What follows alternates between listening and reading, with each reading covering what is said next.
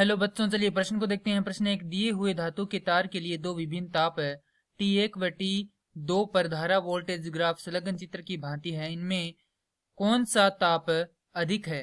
यहाँ पर ये जो आई है ये क्या है, यहाँ पर मुद्रण के कारण गलत लिखा गया। यहाँ पर केवल क्या है, अधिक है। अब प्रश्न को आगे हल करने से पहले जो प्रश्न की मुख्य अवधारणा है उस पर विचार करते हैं। तो इस प्रश्न के लिए जो मुख्य अवधारणा है वह हो जाएगी प्रतिरोध। अर्थात हम यहाँ पर यह देखेंगे कि प्रतिरोध क्या होता है। तो प्रतिरोध तो किसी परिपथ में प्रवाहित धारा के मार्ग में उत्पन्न बाधा को प्रतिरोध कहते हैं और यह क्या करता है, धारा के मान को कम करता है।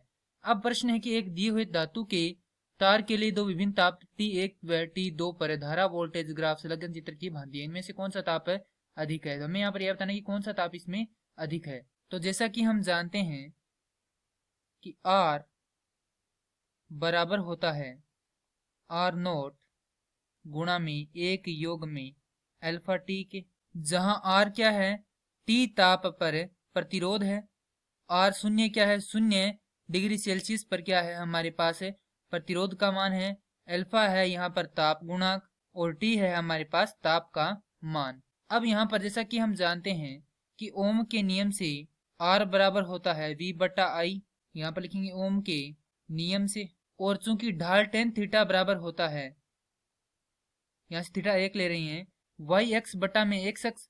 तो यहाँ पर हम किसी लिए यहाँ पर मान लेते हैं कि जो T1 ताप है उस पर यहाँ पर I का मान क्या है, कुछ इस प्रकार से I1 है। और जो T2 ताप है यहाँ पर इसको इस प्रकार से मिला देते हैं और यहाँ पर जो मान आएगा I का वह कितना होगा, I2 होगा।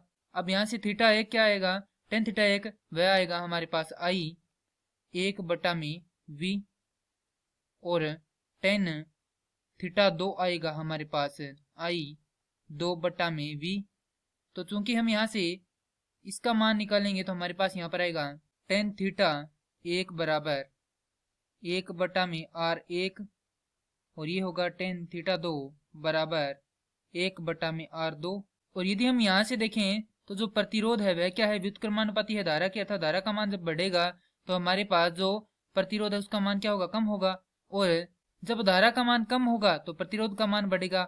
और जैसा कि हम यहाँ से देख सकते हैं कि प्रतिरोध का मान बढ़ेगा तो यहाँ पर क्या होगा, ताप भी बढ़ेगा। तो यहाँ पर हम देखें तो धारा का मान किसमें कम है, I2 में कम है। तो यहाँ से हम लिख सकते हैं कि I2 व्युत्क्रमानुपाती 1 बटा T2 के। तो यहाँ से हमारे पास जो ताप है अधिक है वह किसका होगा, T2 का अधिक होगा, अधिक ताप। क्यों होगा, क्योंकि I2 का मान क्या है, कम है किससे, I1 से। तो यहाँ पर लिख देते हैं कि I2 बड़ा है, माफ कीजिए छोटा है I1 से। तो यहाँ पर जो T2 है वो बड़ा होगा किससे, T1 से। यही हमारे प्रश्न का उत्तर है। मैं आशा करता हूँ कि यह प्रश्न आपको समझ में आया होगा। धन्यवाद।